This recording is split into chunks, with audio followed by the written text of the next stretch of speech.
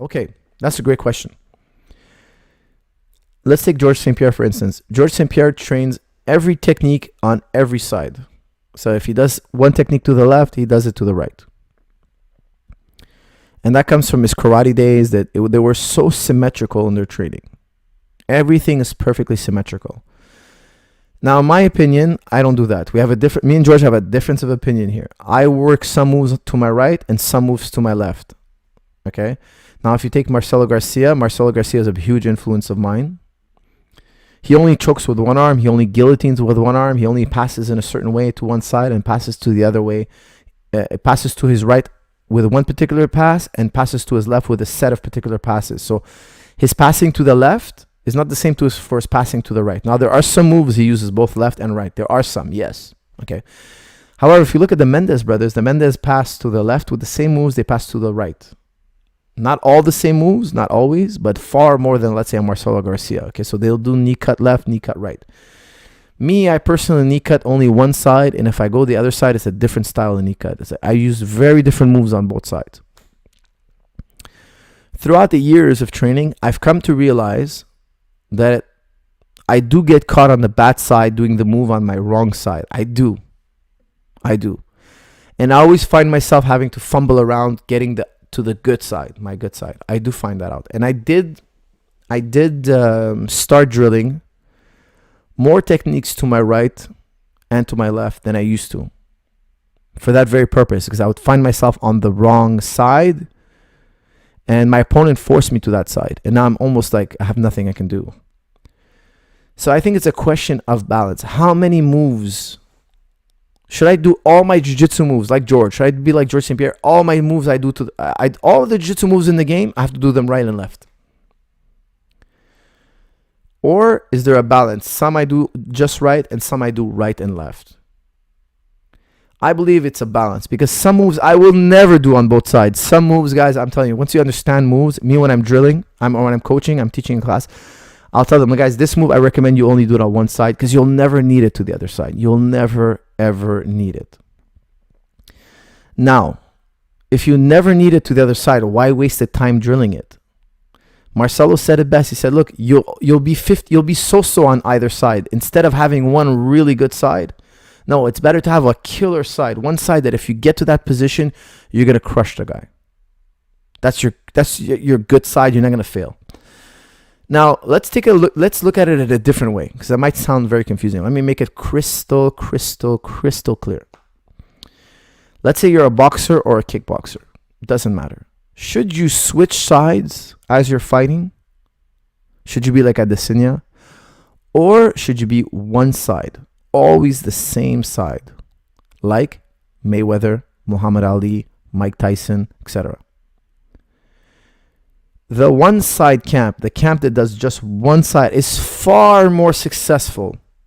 There have been far more world champions that only stand in one stance. I can think of 100 of them right off the top of my head. In MMA, wrestling, jiu-jitsu, because you have jiu-jitsu passing one way to only one way, one type of pass to the right and one type of pass to the left. You have so many more world champions on the one side is right. You don't drill it on the other side. Okay? But you do have a guy like Adesanya, like Wonder Boy. Certain guys, they switch stance. They switch as they're fighting, they switch stance. Now, I remember Mayweather's comments when he was fighting McGregor. He was like, I know what he's going to do I know what he's going to do in his fight against me. He's going to switch stances on me.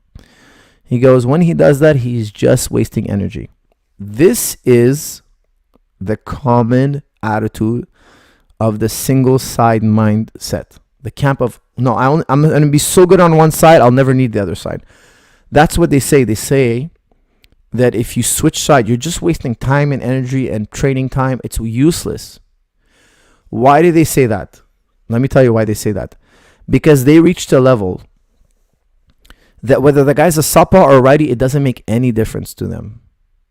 If you're fighting Mayweather's seen so many southpaws. To him, whether you're southpaw or righty or you're switching stance, doesn't bother him in the least. He's as comfortable fighting an orthodox fighter as he is a lefty. let's say you're playing guard. Are you as comfortable with somebody passing to your left as they are passing to your right?